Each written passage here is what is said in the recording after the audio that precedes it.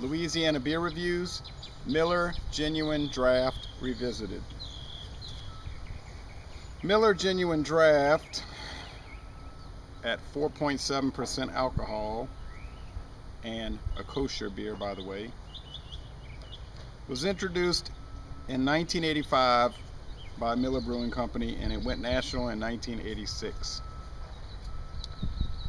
This was a very different product. It was Miller High Life's cold filtered version.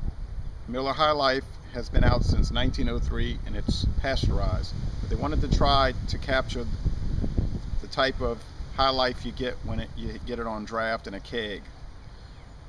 So they invented cold filtering. Otherwise, Miller Genuine Draft and Miller High Life are the identical beer. They have the same alcohol level, carbohydrates, fat, everything. They're the same beer made with two different processes. This beer has won many awards. Oh, and one more thing. When this beer first came out, for the first year or two, it was labeled Miller High Life Genuine Draft, and they dropped the High Life off of the label. Then now it's just MGD. It won a bronze medal in 1988 and in 2010. It won a silver medal in 1992, 1997, two silver medals in 1998. It won a silver medal in 2000, 2003, and 2007. And it won a gold medal in 1999. All of these medals at either the Great American Beer Festival or the World Beer Cup. Unfortunately for the beer, it gets a poor rating on Beer Advocate. The bros give it a poor rating. It gets a 1 out of 100 on Rate Beer and an average rating on the Beer and Me. I find that hard to believe because, you know, on the one hand, the Great American Beer Festival and the World Beer Cup is giving it exceptional ratings, and then people are rating it very low. Although typically when you find people that are big into craft beer, they have a tendency to almost by default down a mass-produced beer and criticize it. Alright, well anyway, I've had this so many times. Let's get going. This is the new black bottle, by the way, that they came out with in late 2011. Get a lot of smoke.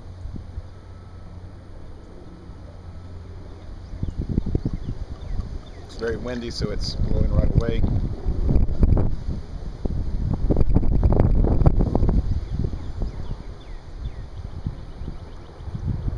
Okay. Thick white head and a clear yellow golden appearance, straw appearance. Lots of streaming bubbles.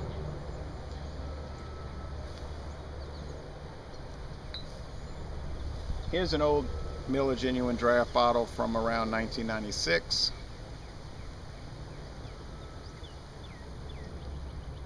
They had that black bottle, MGD. Then they went to the clear bottle, and this was out for a good while.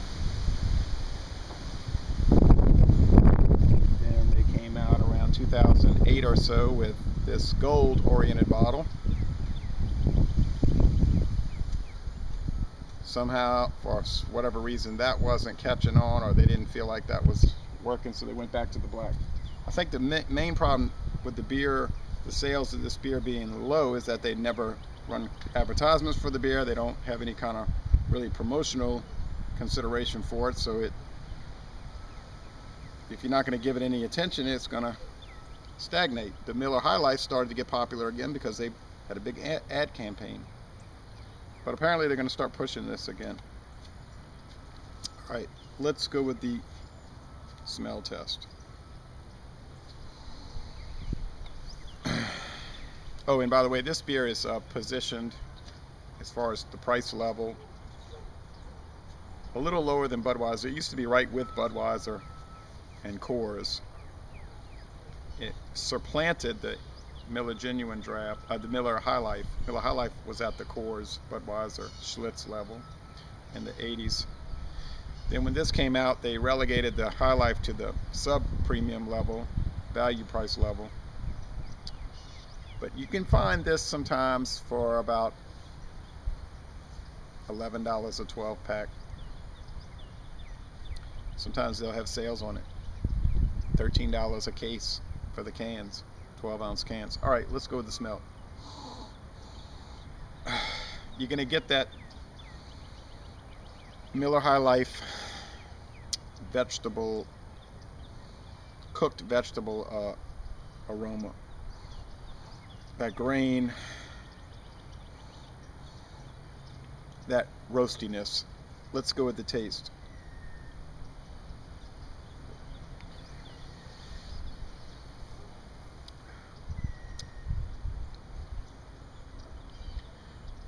You get the sweet barley malt, the yellow corn grits, the very light hoppiness at the back end, and that hoppiness just there to balance the beer and round it out.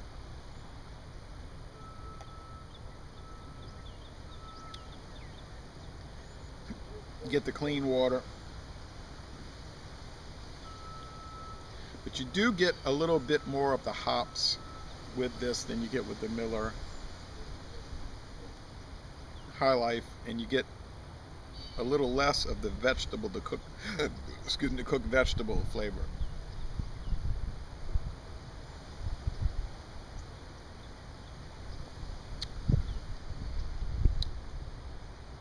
But really the main flavor notes are sweetness, sweet grain, and if you like a sweet round lager, this is one of the ones you can really go for. The drinkability is superb. It really is one of the most drinkable beers on the planet, like the brewmaster says on their website. It's super smooth. The mouthfeel is light and watery. The finish is crisp, clean, refreshing, dry.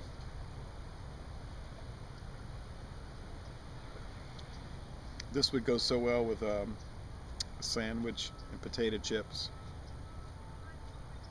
This beer has enough cachet that you could bring a 6-pack or a 12-pack of bottles to a dinner party, whereas you might be reluctant to bring Miller High Life because it has that aura of budget beer with it, and they really promote that with the Miller High Life, where this is promoted more as a semi-sophisticated beer.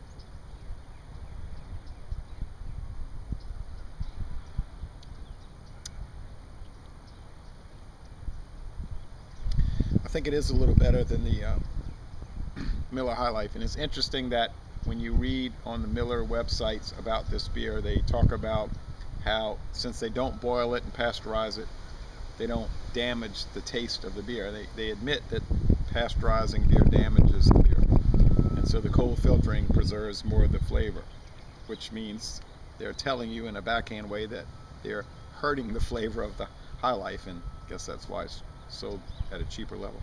Anyway, I cannot see how it can get such a low rating. I'm going to have to go with the World Beer Cup and the Great American Beer Festival people with this. I'm going to give it a B.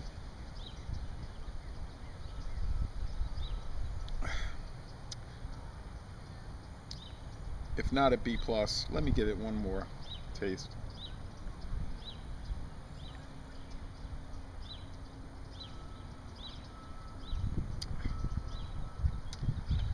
I'll tell you what, the smoothness of it, yeah, you got to go with a B+. And I'm telling you what, if you ever get Miller High Life in the keg, I mean, this mimics the draft, but it's not the same. The Miller High Life on draft is just fantastic. That is an A beer. You don't see it a whole lot. See it in Chicago at the White Sox Stadium, and it's interesting because they'll have Miller High Life on tap, and they'll have Miller Genuine Draft on tap. So they basically have the same beer with two different labels over there. So Laissez Le Bon Temps Roulé, this is a very good beer, and I'm going to end this review by saying, y'all come on down to New Orleans and go to a University of New Orleans baseball game.